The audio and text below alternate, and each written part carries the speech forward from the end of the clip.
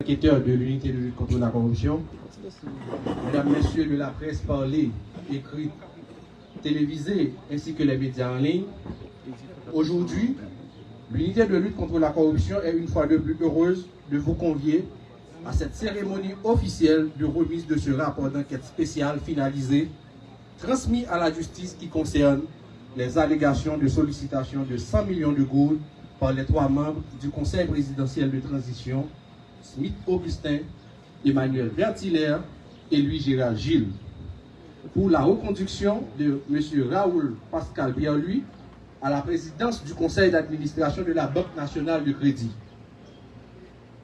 Croyant fermement à l'énergie positive laissée par nos ancêtres, dans le cadre de cette lutte contre la corruption, nous allons cantonner l'hymne national en mémoire de ceux et celles qui nous ont légué cette énergie. Nous faisons appel donc à Madame Saraïka François pour cantonner l'hymne national.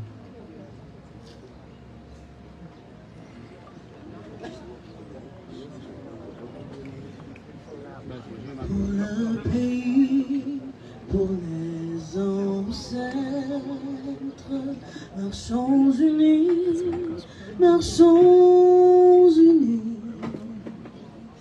dans nos rangs, point de traître, du sort, soyons seuls maîtres, marchons unis. Marchons unis pour le pays, pour les ancêtres.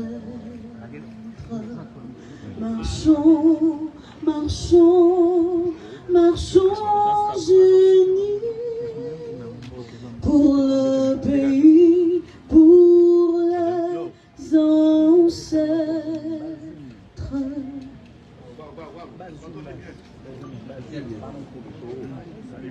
Mesdames, Messieurs, rapidement, on va entrer dans de plein fouet. Aujourd'hui, conformément à l'article 9 du texte créateur de l'UNCC, le directeur général invite la presse dans le cadre de la publication. À présent, accueillons le directeur général Joseph.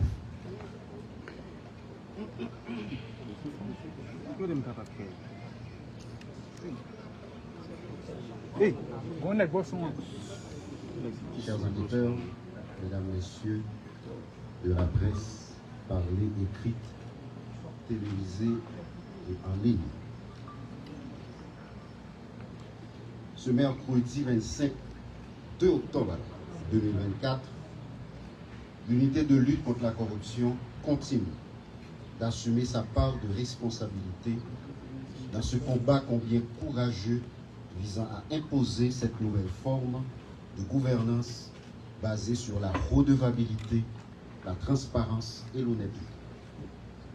Moins de mois de cela, l'UNCC a transmis à la justice 7 rapports d'enquête sur des faits avérés de corruption, mettant à nu un petit groupe qui développe un élan d'individualisme possessif au détriment de l'intérêt collectif. Ce matin, nous sommes en train d'assister à un événement sans précédent dans l'histoire politique et institutionnelle haïtienne où des hauts responsables de l'État qui assurent les attributions présidentielles sont impliqués dans un scandale de corruption. Les conclusions de l'enquête conduite par la commission mandatée à cette fin sont sans équivoque sur des atteintes à la probité de ces personnalités qui sont toutes également des agents publics avec la responsabilité de réduire les inégalités sociales, de permettre le vivre ensemble et de s'assurer du bon fonctionnement des institutions de l'État. L'UNCC, se conformant à sa mission légale, a mené une enquête impartiale, crédible et fiable sur cette affaire de corruption impliquant 3 membres du Conseil présidentiel de transition et l'ancien président du Conseil d'administration de la Banque nationale de crédit.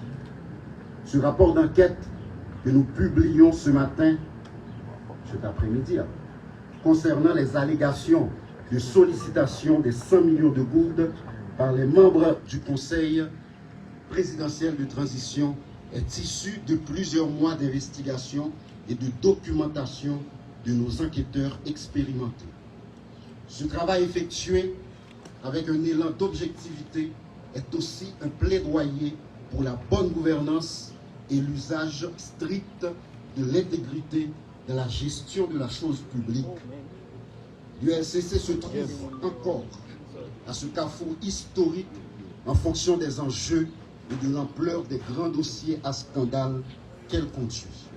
Cette institution qui détient cette noble charge de moraliser l'administration et la vie publique en général, de protéger les biens publics et collectifs, répondra toujours, sans moindre doute, à ses rendez-vous avec l'histoire.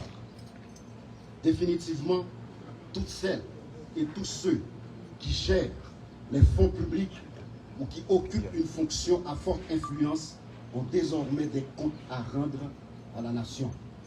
Ce changement de paradigme est en résonance avec les objectifs de cette période intérimaire insérée dans le décret du 10 avril 2024 qui insiste sur des réformes profondes et considérables en vue de proposer une nouvelle forme de gouvernance axée sur le sens profond du service public.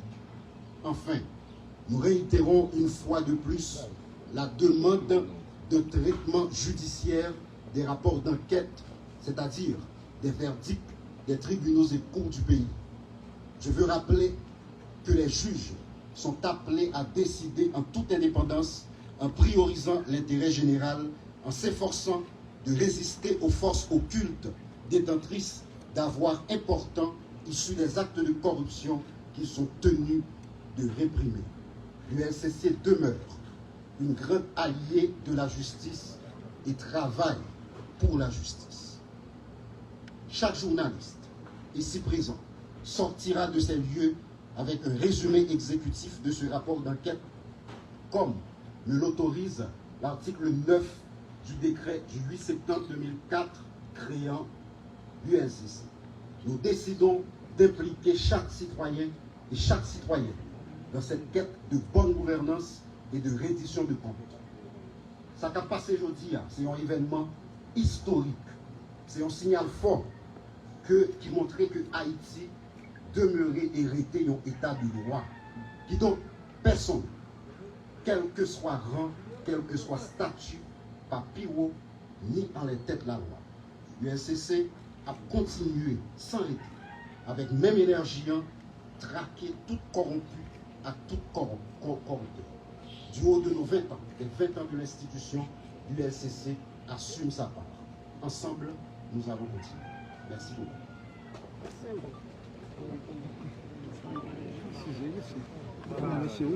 Bien, personne pas piro passer la loi, personne pas piro passer la justice.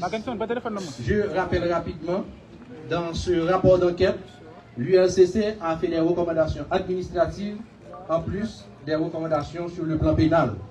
C'est d'abord la mise en mouvement de l'action publique contre les nommés Smith Augustin, Emmanuel Vertilaire et Louis-Gérald Gilles pour abus de fonction, versement de pots de vin et corruption passive, ce conformément aux dispositions des articles 5.5 et 5.6 et 11 de la loi du 12 mars 2014 portant prévention et répression de la corruption. La mise en branle de l'action publique contre le nommé Raoul Pascal Pierre-Louis pour entrave au bon fonctionnement de la justice et abus de fonction, versement de pots de vin, corruption active, fait prévu et puni conformément aux dispositions des articles 5.5, 14, 21 de la loi du 12 mars 2014 portant prévention et répression de la corruption.